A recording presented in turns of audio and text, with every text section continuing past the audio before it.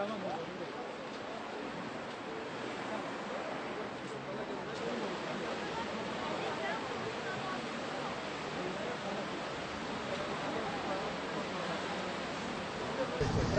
gibi.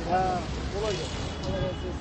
Park sorununu falan biz adamları değil mi? Sadece park sorununu soracak.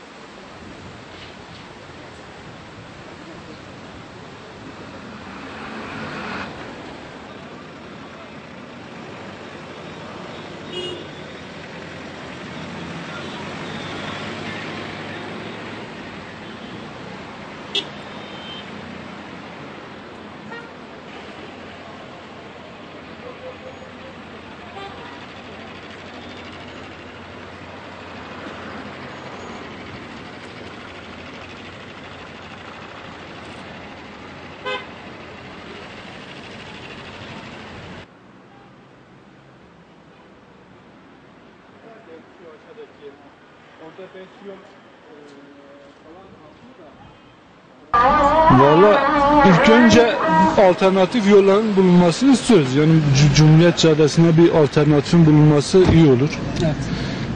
Zannedersem bir Cumhuriyet Caddesi'ne bir alternatif bulunursa çözülür olay. Evet. Bir de nüfus yoğunluğu var. Van'da bir nüfus patlaması oldu. O yüzden araç da artık kaldırmıyor.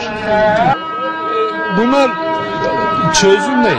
Cezalar çözüm. Yani 1, 2, 3, 4, 5, 10 da olsa yine çözüm değil. Bırakılacak bir yer diyor. Yani mesela ben şu anda dörtlüleri yakmışım. Mecburen burada bir işim var. Aracı gördüğünüz gibi ikişer üçerli şekilde bırakmışlar muhakkak. Van'da bir tek zaten katlı otopark var. Başka da yok. Merkezde kalan birçok boş arsalar var. Bakıyorsunuz ağaçlı, yani hiç parayla isteseniz o hale getiremeyeceğiniz arsaları belediye istese çok uygun fiyatlarla otopark haline getirebilir.